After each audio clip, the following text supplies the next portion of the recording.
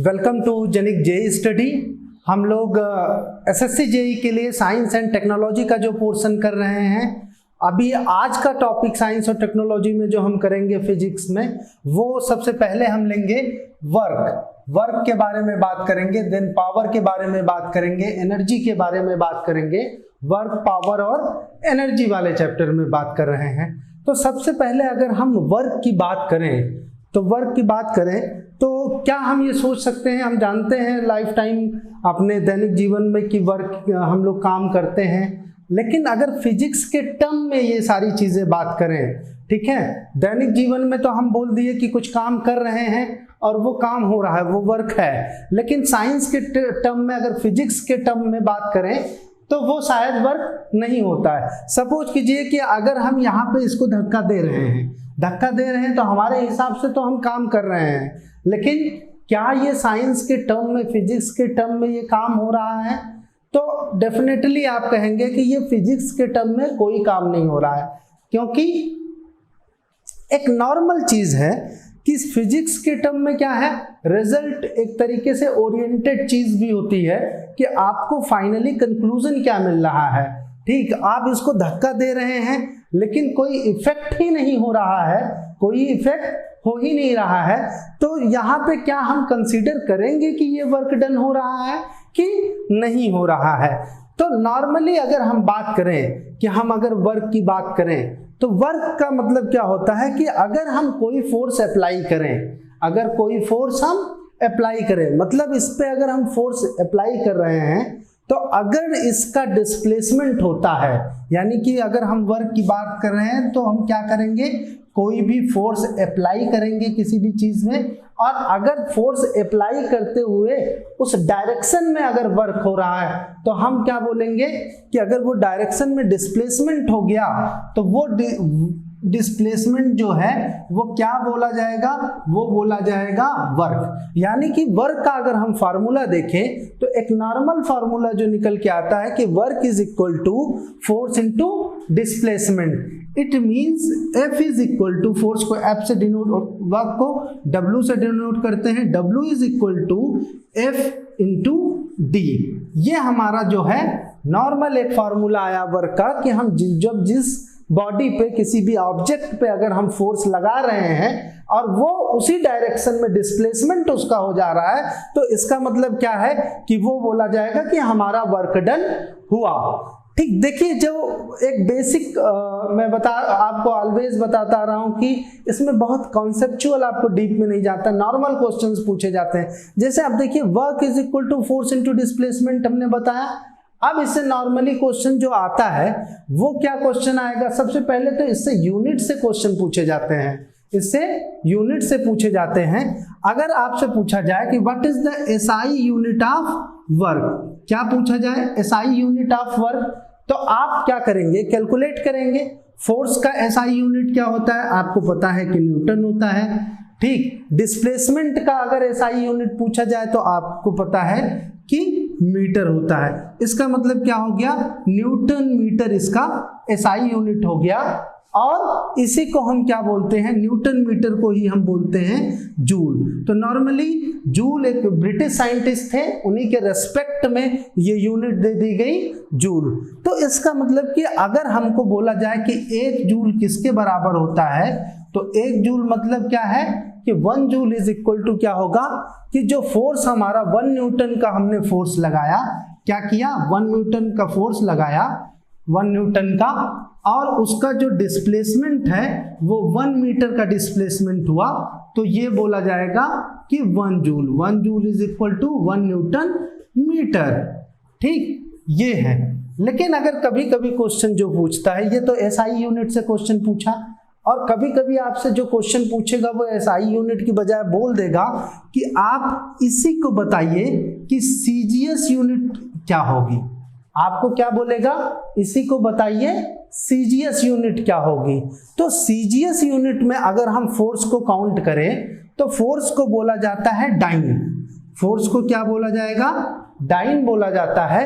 और डिस्प्लेसमेंट जो लिखा जाता है सीजीएस में, चूंकि सेंटीमीटर लिखा जाता है, तो डाइन मल्टीप्लाइड बाई सेंटीमीटर। तो आपका अगर सीजीएस यूनिट दिया है या तो दिया होगा कि डाइन इंटू सेंटीमीटर, यानी डाइन सेंटीमीटर होगा, इसी को हम बोलते हैं अर्ग, इसी को हम क्या बोलते हैं, अर्ग। ठीक, तो नॉर्मली आपको जब सीजीएस यूनिट दिया होगा तो या तो आपको डाइन सेंटीमीटर दिया होगा, नहीं तो इसी को बोला गया होगा कि वो अर्ग में है।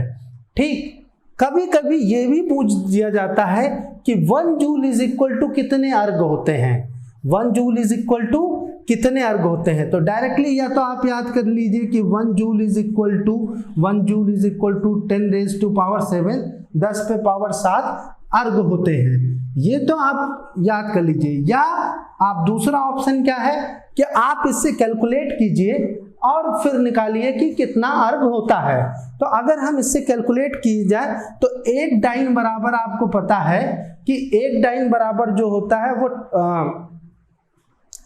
इसमें अगर कैलकुलेट करें, ठीक, तो हमें चूंकि ले आना है किसमें, अर्ग में, तो हम पहले कि चूंकि हमें पूछ क्या रहा है, जूल में पूछ रहा है कि 1 जूल बराबर कितना होता है।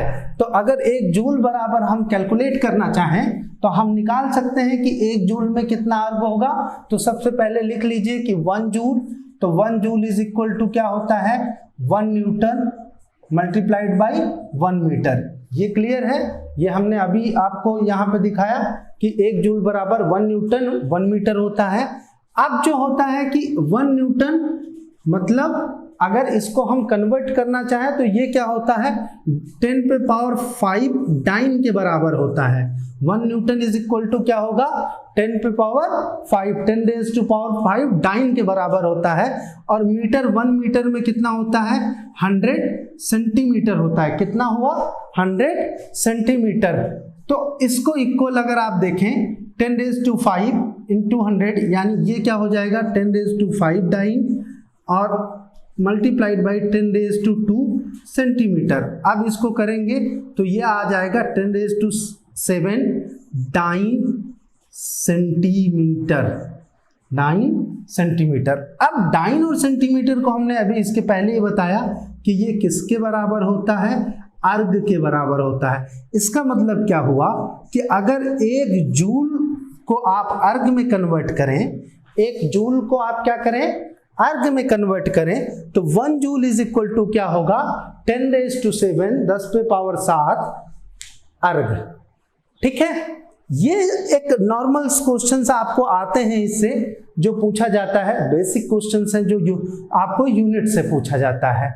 अब अगर अब वर्क के बारे में अगर थोड़ा सा और आगे सोचे, क्योंकि हमने नॉर्मल बताया क्या होता है कि वर्क करने के लिए आपको फोर्स लगाना होता है और वो फोर्स की दिशा में ही डिस्प्लेसमेंट होता है। लेकिन अगर इसको फाइनली हम देखें कि इसका कॉन्सेप्चुअली क्या होता है, तो आप जब भी बात करेंगे तो वर्क जब भी आप किसी भी मान लीजिए ये आपका ऑब्जेक्ट है, इस ऑब्जेक्ट को आप फोर्स लगा रहे हैं, अगर इसको फोर्स लगा रहे हैं और मान लीजिए फोर्स की डायरेक्शन ये है और आपका डिस्प्लेसमेंट ये हो रहा है, ठीक है, ये क्या है, आपका फोर्स है और ये डिस्प्लेसमेंट है। तो इनकी जो डायरेक्शन है, फोर्स की डायरेक्शन कुछ अलग है और डिस्प्लेसमेंट की डायरेक्शन ये हॉरिजॉन्टल है, ये इससे कुछ एंगल पे आपका फोर्स लग रहा है। तो अब अगर इसका वर्क का फार्मूला लिखेंगे आप कि वर्क इज इक्वल टू क्या होगा, तो सबसे पहले तो ये एंगल भी देना, मान लीजिए ये एंगल थीटा होता है, ठीक है, मान लीजिए ये एंगल थीटा है। तो अब अगर वर्क लिखेंगे तो आप लिखेंगे F into D cos of theta. It means जो वर्क का एक्चुअल फार्मूला अगर आप देखेंगे तो ये क्या होगा, F into D cos theta. ठीक, अब अगर इसके डिफरेंट एंगल होंगे, हो सकता है कि इस जो फोर्स लग रहा है वो किस एंगल पे हो।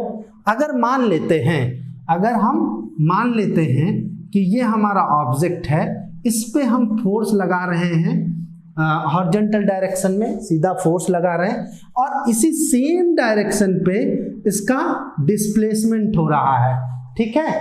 It means force and displacement in the same direction, same direction. अब अगर बात करेंगे तो हमारा वर्क क्या होगा, सेम डायरेक्शन में है, तो इसका मतलब क्या है कि work is equal to F into D into cos अब सेम डायरेक्शन में है, जिस डायरेक्शन में वर्क है उसी डायरेक्शन में फोर्स भी लग रहा है, फोर्स और वो, तो इनके बीच में अगर एंगल देखा जाए तो क्या एंगल होगा, 0 एंगल होगा।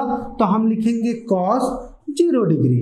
तो हमको पता है कि cos 0 डिग्री की वैल्यू क्या होती है, 1।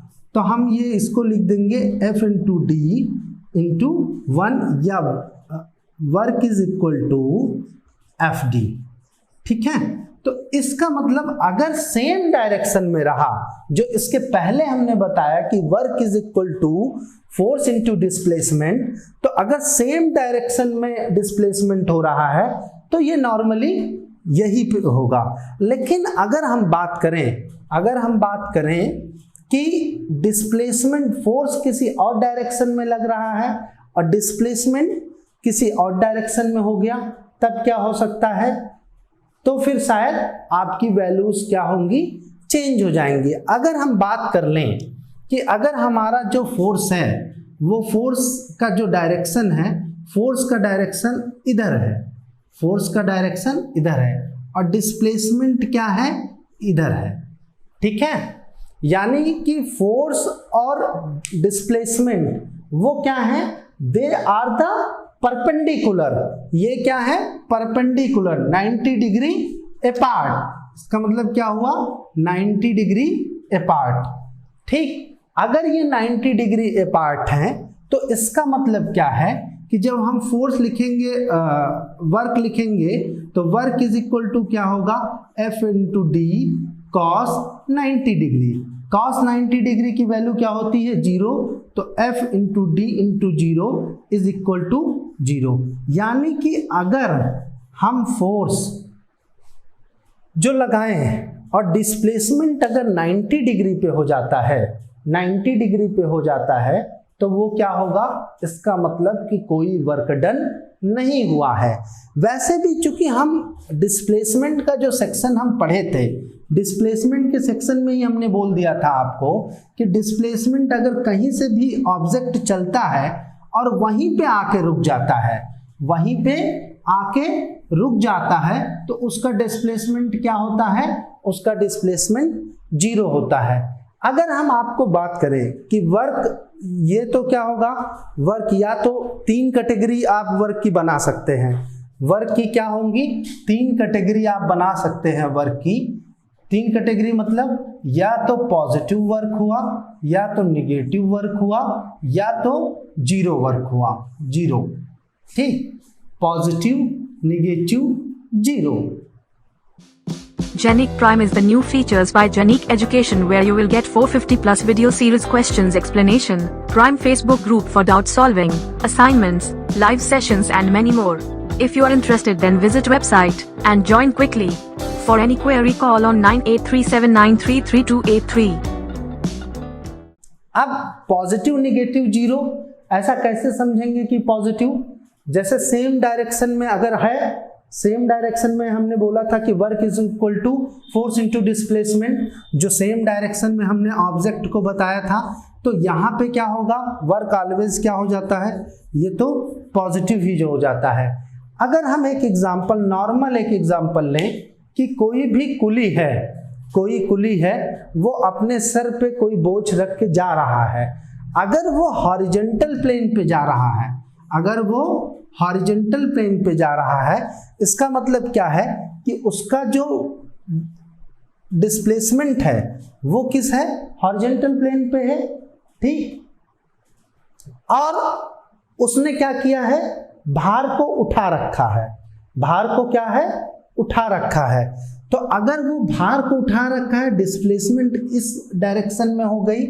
ठीक, और वो भार को उठा रखा है, यानी फोर्स जो लगा रहा है, वो फोर्स क्या लगा रहा है, ऊपर की तरफ लगा रहा है, ऊपर की तरफ उठाया हुआ है, ऊपर की तरफ लगा रहा है। तो इसके बीच में 90 डिग्री होगा, तो इसका मतलब वर्क डन यहाँ पे क्या होगा, 0 होगा। लेकिन अगर वही कुली एक काम करते हैं कि वो क्या करता है, स्टेप्स में चढ़ता है।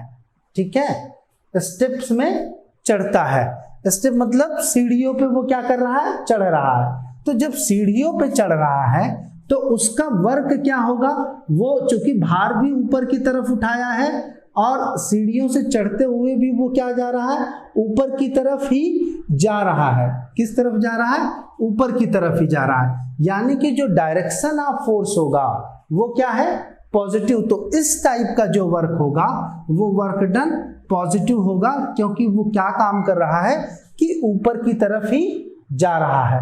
लेकिन अगर सीढ़ी आपकी वो उतर रहा है, मान लीजिए वो क्या कर रहा है, इस स्टेप से उतर रहा है। अब अगर उतर रहा है तो वो क्या किया, फोर्स को उसने ऊपर उठा रखा है ऊपर की तरफ, लेकिन वो क्या काम कर रहा है, वो नीचे आता जा रहा है। वो क्या काम कर रहा है, नीचे आता जा रहा है। तो इस टाइप का जो वर्क होगा वो क्या हो जाएगा, आपका नेगेटिव वर्क हो जाएगा। वो किस टाइप का वर्क होगा, नेगेटिव। यानी कि फोर्स, अगर वर्क की बात करें हम, तो वर्क ऑलवेज क्या हो सकता है, पॉजिटिव हो सकता है, नेगेटिव हो सकता है और जीरो हो जाता है। यानी कि फोर्स के अपोजिट डायरेक्शन में अगर फोर्स इधर लग रहा है और डिस्प्लेसमेंट आपका उल्टा हो गया, तो आप क्या हो गया, आप वो निगेटिव में चला गया। ठीक है, तो आपका ये क्या होगा, फोर्स आपने इस डायरेक्शन में लगाया, डिस्प्लेसमेंट आपका इधर हो गया आपका। तो आप ये जो लिखेंगे यहाँ वर्क डन जो होगा वो क्या होगा, माइनस ऑफ एफ डी। ठीक है, सेम डायरेक्शन में होता तो ये प्लस ऑफ एफ डी हो जाता, और ये क्या है, निगेटिव डायरेक्शन में है तो क्या हो जाएगा, माइनस ऑफ एफ डी। जैसे कि ये क्या है, निगेटिव डायरेक्शन में फोर्स इधर लगा हुआ है आपका, और जो डिस्प्लेसमेंट हो रहा है वो किस तरफ हो रहा है, नीचे की तरफ हो रहा है। तो फोर्स ऊपर की तरफ, कुली जो है नीचे की तरफ जा रहा है, भार उसका ऊपर की तरफ उठा रखा है। तो हमारा जो डिस्प्लेसमेंट होगा वो डिस्प्लेसमेंट क्या है, नीचे की तरफ हो रहा है। इसका मतलब क्या है कि हमारा जो है वो अपोजिट डायरेक्शन ले रहा है। उस केस में क्या होगा कि वर्क डन जो होगा वो निगेटिव होगा। तो नॉर्मल केस है कि अगर हम देखें कि वर्क डन 3 कैटेगरीज में हमने बांट दिया, और वर्क डन अगर हमें ये दिखाना है तो वर्क डन हम पॉजिटिव, निगेटिव और जीरो दिखा सकते हैं। और अगर जीरो दिया हो, सपोज कीजिए कि अगर आपको बोला जाए कि वर्क डन जो है वो जीरो हो रहा है, तो इसके क्या क्या केसेस हो सकते हैं। आपको केसेस अगर इन्वॉल्व करना है, पहली चीज तो ये हो सकता है कि जो फोर्स आपने लगाया हो, फोर्स आपने लगाया ही ना हो। अगर फोर्स आपने नहीं लगाया तो वर्क डन होगा क्या, वर्क डन नहीं होगा। तो नॉर्मली ये नहीं देगा कि आपने फोर्स अप्लाई ही नहीं किया और आपसे क्वेश्चन पूछेगा, वो तो इतना क्लियर है कि वो कहेगा कि फोर्स लगा। लेकिन अगर आपकी बात किया जाए कि या तो डिस्प्लेसमेंट जो है, डिस्प्लेसमेंट क्या है, वो जीरो है। ठीक, अगर वर्क आप बात कर रहे हैं कि वर्क डन अगर जीरो है, ठीक, तो या तो आपका फोर्स जीरो होगा या तो डिस्प्लेसमेंट जीरो होगा। दो में एक चीज जीरो, या तीसरी चीज हो सकता है कि उनके बीच का जो एंगल हो, उनके बीच का जो एंगल हो वो अगर cos 90 डिग्री हो जाता है तो ये भी जीरो हो जाता है। ठीक, यानी फोर्स और डिस्प्लेसमेंट का जो डायरेक्शन हो, फोर्स और डिस्प्लेसमेंट का, अगर ये फोर्स लग रहा है या डिस्प्लेसमेंट, इसमें 90 डिग्री हो गया तो भी हमने बताया कि वो क्या करेगा, वर्क डन को जीरो कर देगा। अब अगर हम सर्कुलर मोशन की बात करें, अगर हम सर्कुलर मोशन की बात करें, सर्कुलर मोशन की बात करें तब भी हम देखेंगे कि अब देखिए जो डिस्प्लेसमेंट, ये 90 डिग्री वाला एंगल की हमने बात की, cos जीरो।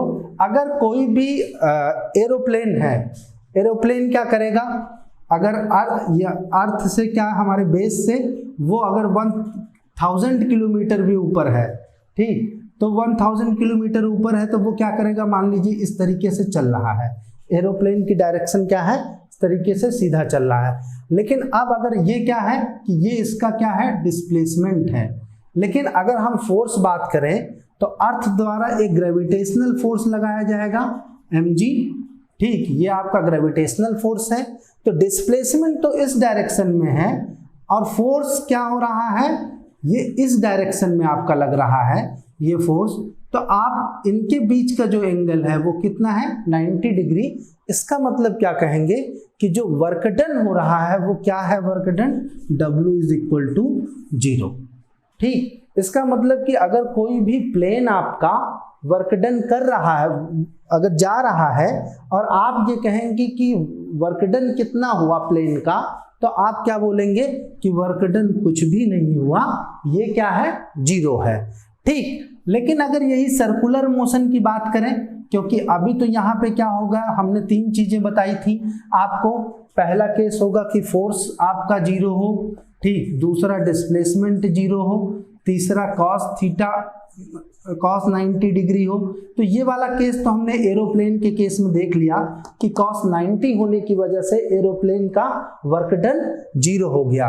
अब अगर हम डिस्प्लेसमेंट वाला केस देखें, क्योंकि फोर्स तो हरदम लगाया ही जाएगा, फोर्स तो हरदम लगाया जाएगा, तो ये केस आएगा ही नहीं। Always force is applicable, force आपका क्या होगा, एप्लीकेबल होगा। तो फोर्स अगर एप्लीकेबल है, इसका मतलब ये दूसरी कंडीशन अगर हम चेक करें, तो दूसरी कंडीशन चेक कर सकते हैं कि सपोज आपको सर्कुलर मोशन की बात करें, अगर मान लीजिए कि ये आपका एक हमने यहां पे ले लिया अर्थ, ठीक है, या आप इसको कर दे सन और इसके चारों तरफ ये क्या होगा, रिवॉल्विंग हो रहा है बाय द अर्थ। अर्थ क्या करता है, सन के चारों तरफ चक्कर लगाता है, सन के चारों तरफ चक्कर लगाता है। अब अगर 2 चीजें हैं कि आप या तो यहां से स्टार्ट, अगर मान लीजिए स्टार्टिंग पॉइंट, और यहां से अगर अर्थ क्या है यहां से घूम के यहां तक आ गई, यानी कि अगर आपने कोई सर्कुलर मोशन यहां से आप चले और वापस यहीं तक आ गए, ठीक है, वापस कहां तक आ गए, वहीं तक आ गए सेम जगह पे, तो आप क्या करेंगे, कितना डिस्प्लेसमेंट हुआ, तो डिस्प्लेसमेंट ऑलवेज क्या होगा, 0 होगा। ठीक है, ये क्लियर हमने बताया था। तो यहाँ पे पहला तो केस है कि अगर हमारा डिस्प्लेसमेंट जो है वो डिस्प्लेसमेंट क्या हो गया, यहाँ पे 0 हो गया, अगर 1 रिवॉल्व कर गया तो डिस्प्लेसमेंट की वजह से भी वर्क डन क्या हो जाएगा, 0 हो जाएगा, क्योंकि फोर्स जो है वो क्या है, लग रहा है, लेकिन हमारा डिस्प्लेसमेंट क्या है, 0 हो जा रहा है, जिसकी वजह से वर्क डन 0 हो जा रहा है। अगर इसी पे बात करें कि कहीं और मान लें हम कि सपोज कीजिए कि अर्थ यहाँ पे है, अब हमको बोला जाए कि भाई यहाँ पे निकालो कि वर्क डन कितना हो रहा है, तो यहाँ पे जब बात करेंगे तो एक force of attraction gravitational force तो होगा ही, जो हम जी की बात करते हैं, तो एक ग्रेविटेशनल फोर्स जाएगा यहाँ पे, ग्रेविटेशनल फोर्स यानी इससे अर्थ जो है, सन जो है, एक अट्रैक्शन होगा सन का, उनका जो फोर्स होगा है ग्रेविटेशनल फोर्स। ठीक, अब अगर वो अट्रैक्ट कर रहा है लेकिन इसका डिस्प्लेसमेंट किस डायरेक्शन में है, तो डिस्प्लेसमेंट ऑलवेज इस डायरेक्शन में होगा, यानी फोर्स के परपेंडिकुलर डिस्प्लेसमेंट होगा। तो हम यहाँ पे भी कह सकते हैं कि work done by the earth during the revolution of sun, ये क्या होगा, वर्क डन ऑलवेज 0 होगा। इसका सीधा सा एक कॉन्सेप्ट है कि in the case of circular motion, आप चाहे तो ये पॉइंट लिख सकते हैं कि in the case of circular motion, the case of circular motion, the work done will be always 0, the work done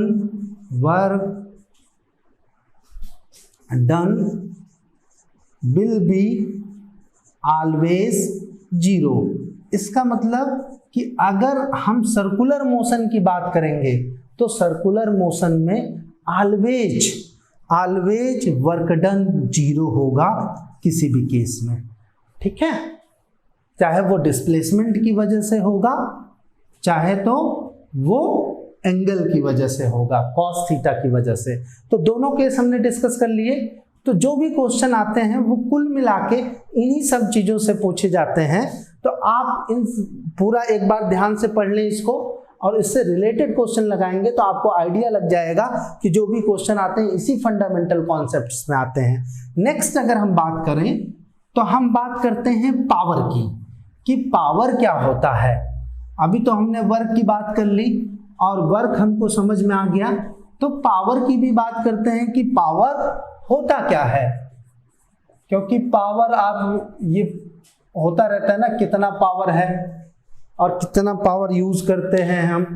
ठीक, आप एक चीज ध्यान दीजिए कि अगर आपको कहा जाए कि थोड़ा हल्का गर्म पानी है, क्या है, हल्का गर्म पानी है, और उस पानी को आप अपने हाथ में ले लीजिए, तो आप क्या करेंगे, उसको घंटों रख सकते हैं। लेकिन आप वही पानी और ज्यादा खूब उबाल दीजिए और कह दीजिए कि 1 सेकंड में रखिए, तब क्या होगा, तब आप नहीं रख पाएंगे।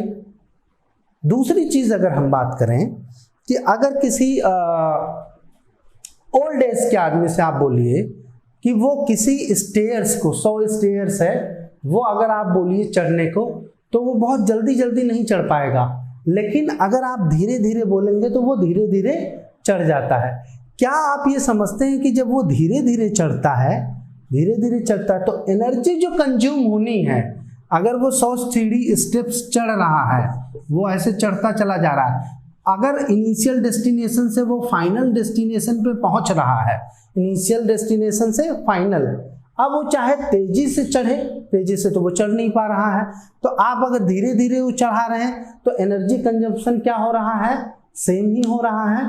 लेकिन अगर पावर की बात करें तो इसका मतलब वो जब धीरे धीरे जो चढ़ रहा है उसका अगर आप पावर बात करें, उसका पावर अगर P1 है और कोई आदमी बहुत तेजी के साथ चढ़ जा रहा है, तो एनर्जी तो सेम कंज्यूम किया वो, ठीक। लेकिन अगर वो तेजी से चढ़ जा रहा है तो उसका हम बोलेंगे कि अगर वो पावर P2 है तो पहले वाले आदमी का पावर ज्यादा है या दूसरे वाले आदमी का, तो आप ऑलवेज कहेंगे कि P2 वाले का पावर P1 वाले से ज्यादा है।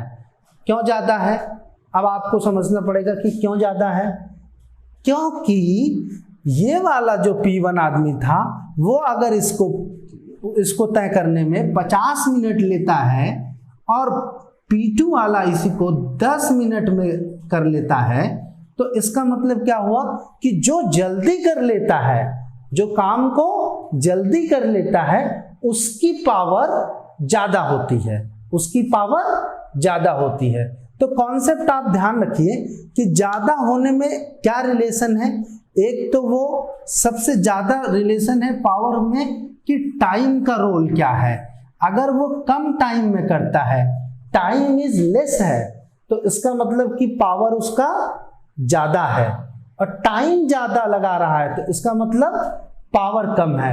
अब अगर हम पावर को बोले कि पावर क्या होगा, तो ऑलवेज क्या होता है, पावर जो होता है उसको हम लिखते हैं कि रेट ऑफ, देखिए टाइम हमने बताया था कि टाइम के अकॉर्डिंग पावर हम डिसाइड कर रहे थे कि टाइम कम लगता है तो पावर ज्यादा है। इसका मतलब क्या है कि रेट ऑफ डूइंग वर्क, यानी किसी भी काम को किस रेट से किया जा रहा है ना। तो अगर इसका हम फार्मूला देखें तो P is equal to work by time. अब हमने यही चीज कहा कि अगर किसी ने टाइम अगर कम लिया, अगर टाइम कम ले रहा है, इसका मतलब क्या है, उसका पावर ज्यादा है, और अगर टाइम ज्यादा ले रहा है तो उसका पावर क्या हो जाएगा, कम हो जाएगा। क्लियर समझ रहे हैं आप कि पावर जो है वो देखिए वर्क क्या हो रहा है, सेम वर्क डन हो रहा है, सेम वर्क डन, उतनी ही सीढ़ी P1 भी चढ़ा, उतनी ही सीढ़ी P2 भी चढ़ा, लेकिन किसके अंदर पावर ज्यादा है, तो पावर उसके अंदर ज्यादा है जो कम टाइम में काम करके दिखाए। क्लियर समझ रहे हैं ना, कम टाइम में अगर वो काम करके दिखा रहा है तो उसकी पावर क्या होगी, ज्यादा होगी। ठीक, तो आपको जो क्वेश्चंस आएंगे वो या तो इससे ही आएंगे, इससे आएंगे। अगर आप इसकी यूनिट की बात करें तो इसकी यूनिट क्या होगी, वर्क की आपको जूल होती है, और टाइम की यूनिट क्या होती है, ऑलवेज हम सेकंड लिखते हैं। तो अगर हम पावर की बात करें तो जूल पर सेकंड, और जूल पर सेकेंड को हम लिखते हैं वाट। जूल पर सेकेंड को क्या लिखते हैं? वाट। इसका मतलब कि अगर हम बात करें कि पावर की यूनिट क्या होगी, तो यूनिट क्या होगी? वाट होगी। क्लियर? आप समझिए कि पावर की जो यूनिट होगी वो क्या होगी? वाट होगी। ठीक है। इट मीन्स कि आपको 1 वाट जो है वो अगर पावर कंज्यूम करने के लिए कितना है वर्क करना पड़ेगा? 1 जूल 1 सेकेंड में करना होगा।